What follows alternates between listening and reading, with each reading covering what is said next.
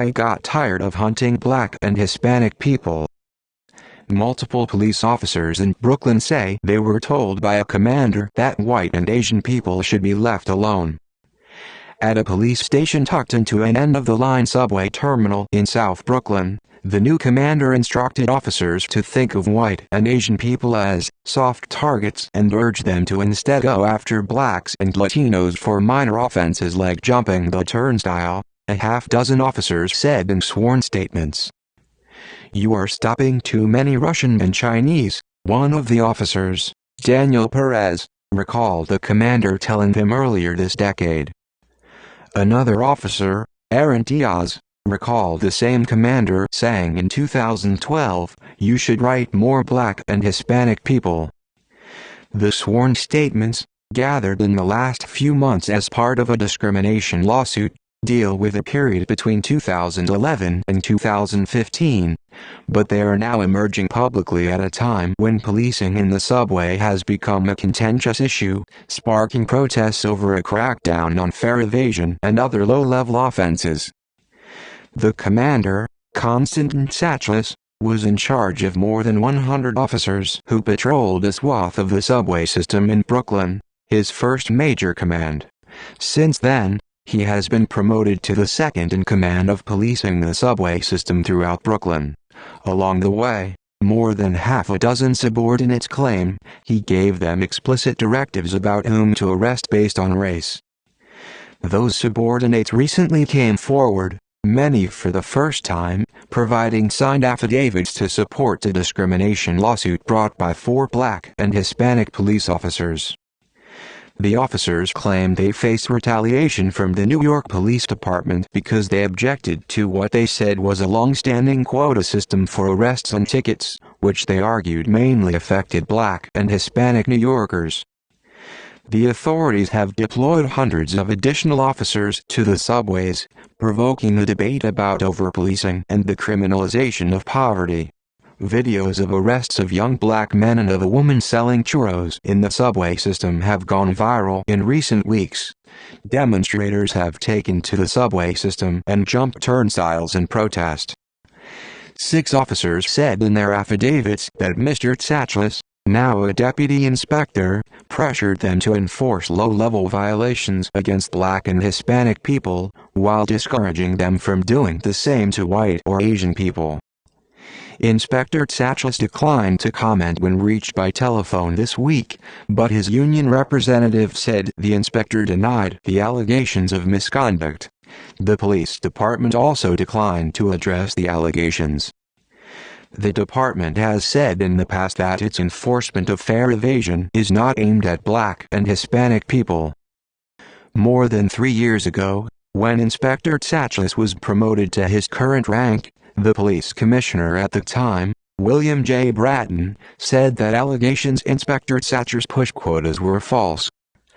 "I have full faith and support in him," Mr. Bratton said. He added that Inspector Sachlis had the requisite skills and comes highly recommended. Most of the people arrested on charges of fare evasion in New York are black or Hispanic, according to data the police department has been required to report under local law since 2017.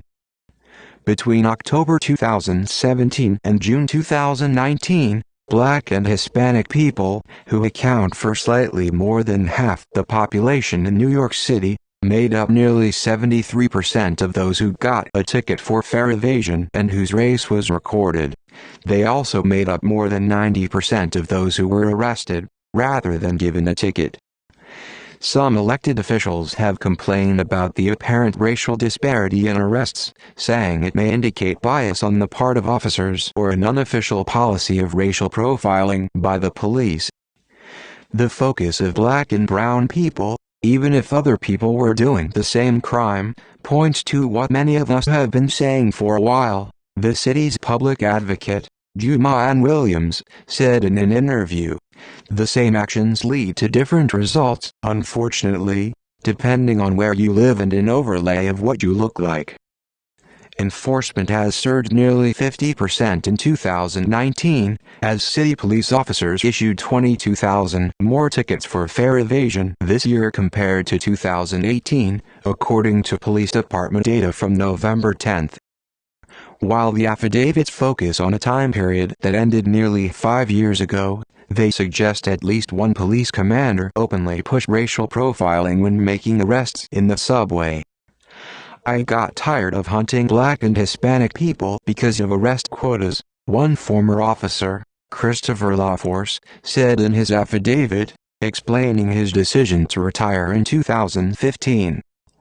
In the affidavits, the officers said that different enforcement standards applied to different stations across Transit District 34, which spanned stations across South Brooklyn, Brooklyn's Chinatown and Sunset Park, neighborhoods with large Orthodox Jewish communities, a corner of Flatbush that is home to many Caribbean immigrants, and the Russian enclave around Brighton Beach.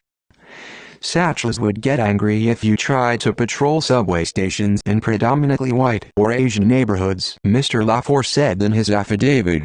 He added that the commander would redirect officers to stations in neighborhoods with larger Black and Hispanic populations. Mr. Diaz, who retired from the police department last year, described in his affidavit how on one occasion then-Captain Satchel seemed irritated at him for having stopped several Asian people for fare evasion and told him he should be issuing tickets to more Black and Hispanic people. At the time, Officer Diaz said, he was assigned to the N line, which passes through neighborhoods with large numbers of Chinese Americans. He had arrested multiple residents of that neighborhoods for doubling up as they went through the turnstiles, according to his affidavit. Other officers described similar experiences. Some of the officers claimed in affidavits that Inspector Satchel urged his officers to come up with reasons to stop Black men, especially those with tattoos, and check them for warrants. Of the 6 officers, all but one is retired. They are all Black or Hispanic. The affidavits were given to the New York Times by one of the 4 officers who has sued the police department, Lieutenant Edwin Raymond. The allegations in the affidavits were bolstered by a police union official, Corey Grable, who gave a deposition in June in the same lawsuit that recounted his interactions with Inspector Satchel. He recalled Inspector Satchel had once complained about a subordinate who Inspector Satchel said seemed to go for soft targets. Unsure what that meant, Officer Grable asked if the officer was ticketing old ladies for minor offenses. Inspector Satchel responded, "No, Asian." Officer Grable, who is Black, asked, "Would you have been more comfortable if these guys were Black or Hispanic?" "Yes," Inspector Satchel replied, according to Officer Grable's recollection. Inspector Satchel joined the police department in 2001 and patrolled public housing developments in Harlem for 5 years. He later analyzed crime patterns in Queens and across the city before being transferred to the Transit Bureau.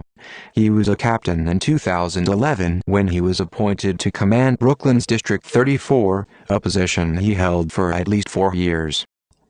In 2015, he took command of neighboring Transit District 32, where Lieutenant Raymond, who is currently suing him, worked. At the time Mr. Raymond held the rank of police officer. Lieutenant Raymond has charged in the lawsuit that Inspector Satchel blocked his promotion by giving him a low evaluation as punishment for not making enough arrests.